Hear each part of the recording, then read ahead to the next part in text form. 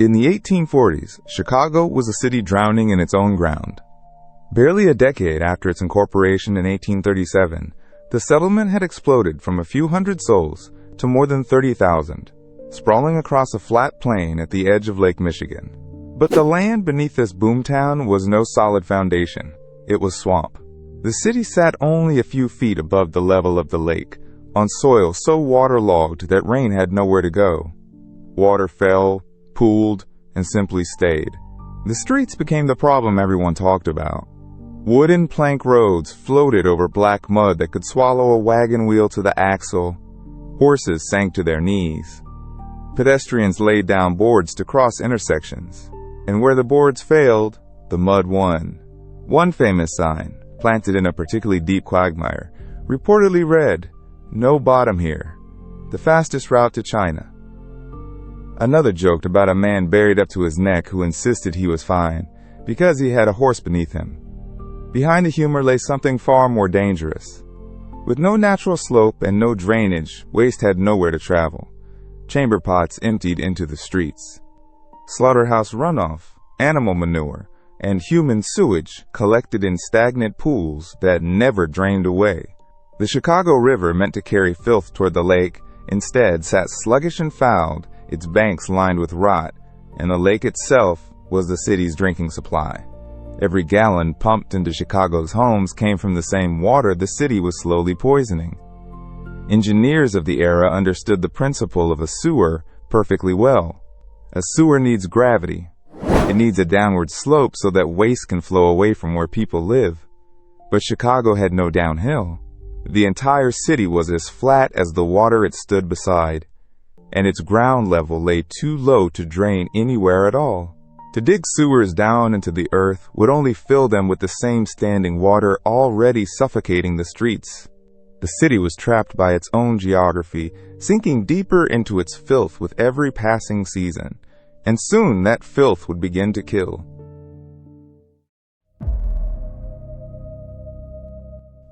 The reckoning came with the water. In 1849, cholera arrived in Chicago aboard the ships and immigrant trains pouring into the growing city.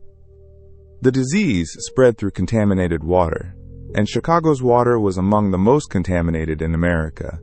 That first outbreak killed hundreds, but it was only the beginning.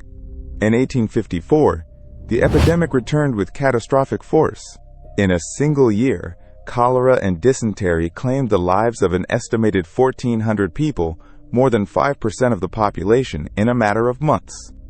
Whole families died within days, neighborhoods emptied, the city's newspapers filled with obituaries and warnings. Doctors of the period did not yet fully understand the mechanism of the disease, but the pattern was impossible to ignore.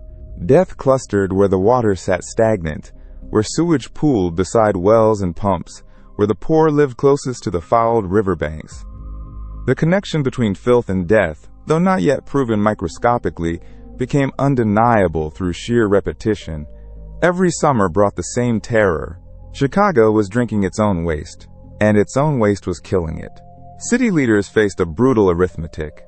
Chicago in the 1850s was one of the fastest growing cities on earth, a rail and shipping hub connecting the eastern seaboard to the western frontier. Its population would double, and double again. More people meant more sewage, more contamination, more death. The city could not simply grow its way past the problem. It had to solve the drainage that made the problem inevitable.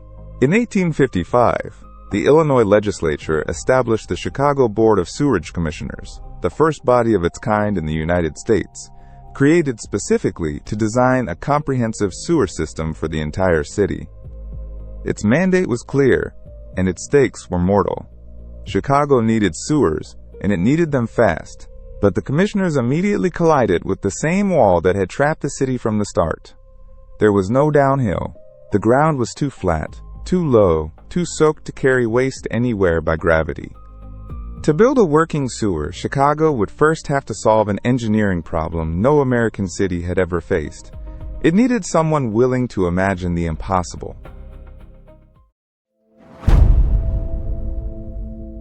The man who answered the challenge was Ellis Sylvester Chesbrough. Born in 1813, He had learned engineering not in a university, but on the ground, laying out railroads as a teenager and later building the water system of Boston. In 1855, Chicago hired him as chief engineer of its new Board of Sewerage Commissioners, handing him the task that had defeated everyone before him. Chesbrough studied the problem the way an engineer must. From the physics upward, a sewer required a slope. Waste had to flow downhill toward the river and away from the city. But Chicago's ground was too low and too flat to bury sewers deep enough to drain.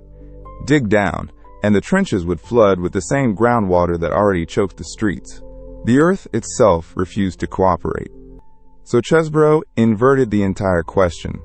If the sewers could not go down into the ground, then the sewers would be built on top of the existing ground. Large brick drainage pipes would be laid directly over the current street level, angled to slope toward the river. Then the streets themselves would be buried, packed with fill and raised above the new sewers. The finished roads would sit several feet higher than before, and beneath them the pipes would carry waste away by gravity at last. It was an audacious solution with one staggering consequence. If the streets rose, everything along them had to rise too: sidewalks, storefronts, hotels, warehouses. Entire brick buildings, some weighing thousands of tons, would have to be lifted several feet into the air to meet the new ground level, or else be left sunk below the raised streets in permanent basements. The plan called for nothing less than lifting a city off the swamp that was killing it. In many places, the required rise was 4 feet. In others, it reached 8 or even 10 feet above the original grade. Chesbrough presented his plan, and the commissioners approved it. Chicago would raise itself.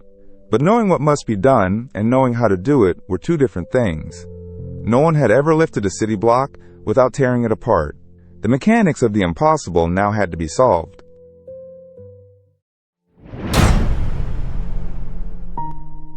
The instrument that would raise Chicago was deceptively simple: the jackscrew. A jackscrew is a threaded metal rod turned by hand, converting the rotation of a lever into slow, immense vertical force. A single man cranking one jackscrew could lift several tons a fraction of an inch at a time. The genius of Chicago's raising lay not in any one screw, but in coordinating thousands of them at once. The method began beneath the building. Workers dug pits and tunnels under the existing foundation, threading heavy timber beams across the excavated spaces to cradle the structure's full weight. Beneath those beams they positioned the jackscrews, sometimes several thousand under a single large building, spaced so that the load spread evenly across every wall and column. Then came the choreography. On a foreman's signal, a small army of laborers would each give their assigned jackscrews a precise, identical turn, often just a quarter turn at a time. Because every screw rose by exactly the same amount, the entire structure lifted as one rigid mass. The building did not tilt, it did not twist. It floated upward, level, without a single wall cracking. As the building rose inch by inch, other crews rushed in to slide new foundation supports and masonry beneath it, filling the growing gap with fresh brick and stone.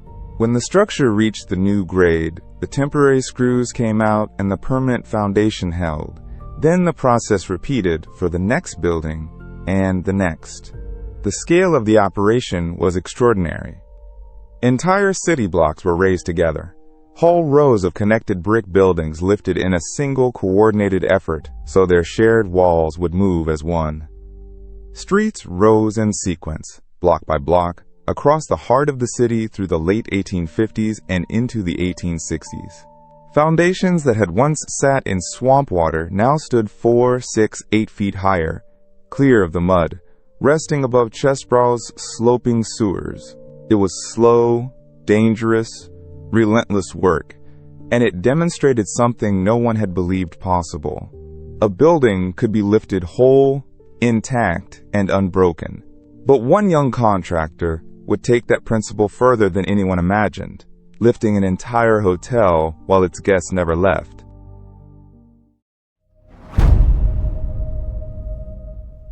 Among the contractors drawn to Chicago's rising was a young man from New York named George Pullman. Born in 1831, he had learned the art of moving heavy structures along the Erie Canal, where buildings were shifted to make way for the widening waterway. He arrived in Chicago in the 1850s and recognized that the city's raising was not just a public works crisis, it was an opportunity and a stage. Pullman mastered the jackscrew method and pushed it to spectacular extremes. His signature achievement came in 1861, when he took on the Tremont House, one of Chicago's grandest hotels. This was no modest storefront. It was a massive brick building covering an entire block, weighing thousands of tons, filled with guests, staff, and furnishings. Pullman proposed to raise it several feet without closing its doors. To accomplish it, he placed an estimated 5,000 jackscrews beneath the hotel, each one assigned to a laborer.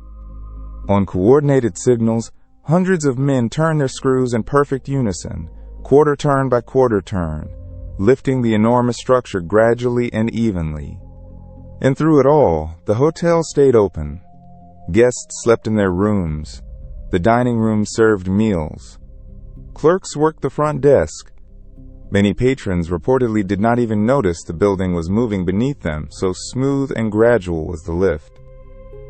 When it was over, the Tremont House stood some 6 feet higher than before, its walls uncracked, its business uninterrupted. The feat astonished observers and made headlines far beyond Chicago. Pullman had transformed a grim engineering necessity into public spectacle. Building raising became a recognized, profitable industry, and Pullman became one of its most celebrated practitioners. The reputation and capital he built here would later fund the railroad sleeping car empire that made his name famous across America. But the individual triumphs of men like Pullman were only the visible surface of a deeper transformation. As buildings rose and streets climbed, daily life did not pause to watch. It continued, strangely and stubbornly. Inside structures suspended in mid-air on forests of iron screws. To understand how far the ordinary bent around the impossible, you had to step inside a floating city and live within it.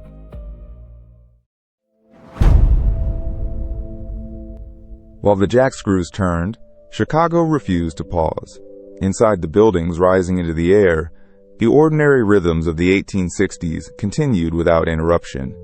At the Tremont House, waiters carried trays of roast beef and oysters across dining rooms that climbed 6 feet over the course of a week. Guests slept in beds, suspended on beams and cribwork, unaware that beneath their pillows 500 men were turning screws in slow, coordinated shifts. Clerks kept ledgers. Barbers shaved customers. Cigars were lit in lobbies that hovered above open trenches.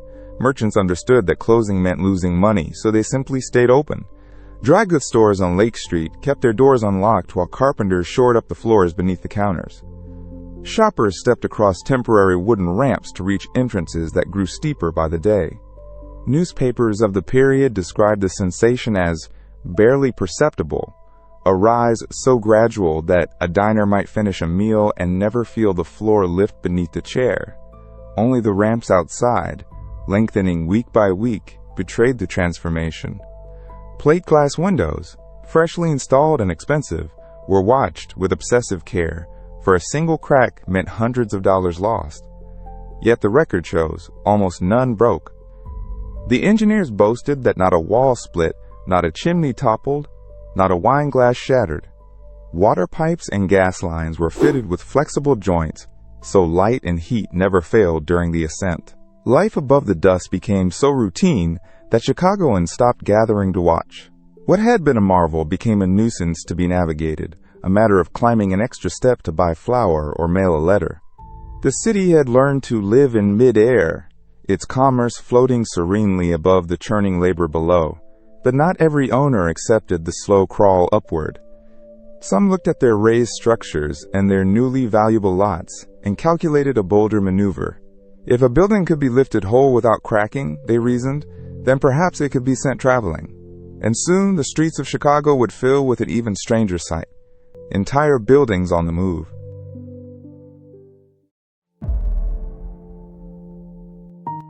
The logic was irresistible. If jackscrews could lift a 4-story brick hotel without breaking a pane of glass, the same rollers and beams could carry it sideways. Rather than raise a structure in place, some owners chose to relocate their buildings entirely, sliding them down the street to more valuable lots or clearing ground for new construction. Chicago became a city where whole buildings quietly traveled. Crews slipped iron rails and hardwood rollers beneath a structure, then attached it to capstans turned by horses walking in patient circles. Inch by inch, the building crept forward, sometimes advancing only a few feet in a single day. Pedestrians grew accustomed to the astonishing spectacle of a house crossing an intersection, its curtains still hanging in the windows, its chimney still smoking. Visitors from the east wrote home in disbelief. One traveler recorded seeing a substantial brick block move steadily down the middle of the street while a family ate breakfast inside, unbothered by the journey. Businesses on the move kept trading. A store might advance half a block over several weeks and never close its doors, customers hopping onto the traveling threshold from temporary steps that were rebuilt each morning. The moving of buildings became a recognized trade, with contractors advertising their services and competing on speed and safety. Frame houses, being lighter, were the most common travelers, but the truly skilled crews boasted of shifting masonry giants weighing hundreds of tons. Streets sometimes became congested with structures in transit, forcing carriages to detour around a house parked mid-avenue overnight. The site defined an era when Chicago treated its own architecture as movable furniture, rearranging the city like pieces on a board. Yet all this motion, upward and sideways, was leaving something behind. As new floors and streets were established at the higher level, the original ground on which the city had first been built did not vanish. It was simply abandoned, sealed off, and forgotten beneath the fresh surface. The old Chicago was becoming a buried Chicago, and its doorways, windows, and sidewalks were about to disappear into the dark.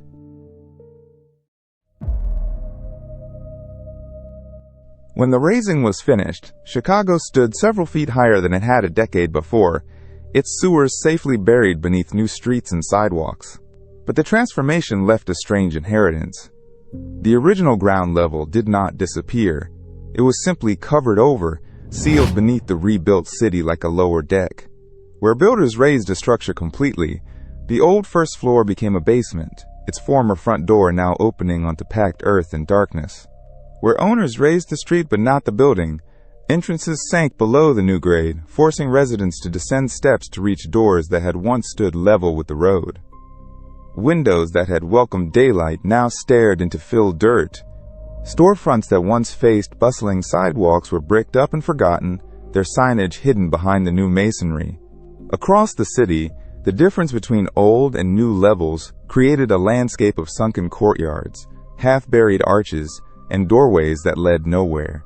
Some property owners, unwilling or unable to lift their buildings, left them stranded in pits below the raised street, reached by descending stairways that felt like entering a cellar from the sidewalk. These pockets survived as ghosts of the original street, fragments of the Chicago of the 1840s preserved beneath the Chicago of the 1860s. Behind certain walls, old wooden sidewalks remained intact, sealed in place by the fill poured over them. In basements throughout the older districts, sharp-eyed observers could still find bricked-over windows and phantom door frames, silent evidence of a ground floor that had once opened to the sun. The city had not erased its past. It had entombed it, layer over layer, and then moved on above. Merchants stocked shelves and customers strolled sidewalks, with no thought for the buried streets beneath their feet. Yet the hidden level endured, waiting in the dark. And that buried geography did not vanish with the 19th century. It shaped the streets, the tunnels, and the multi-level roadways that Chicago would build in the generations to come, an underground inheritance still felt in the modern city rising overhead.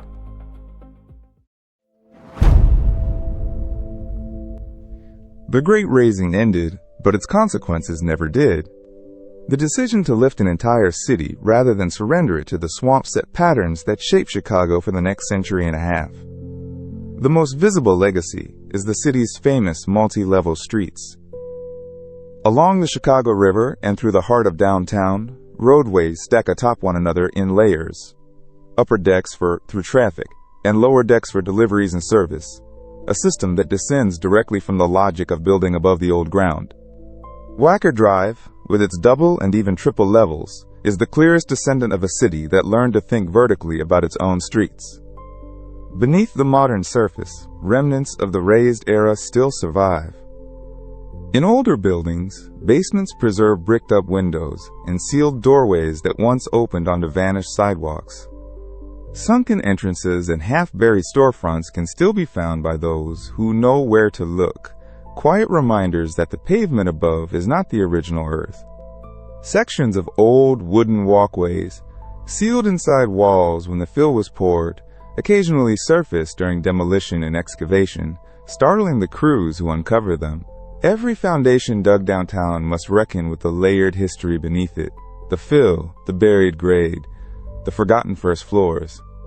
The engineering audacity of Ellis Chesbrough and the practical genius of the building raisers like George Pullman gave Chicago more than a sewer system.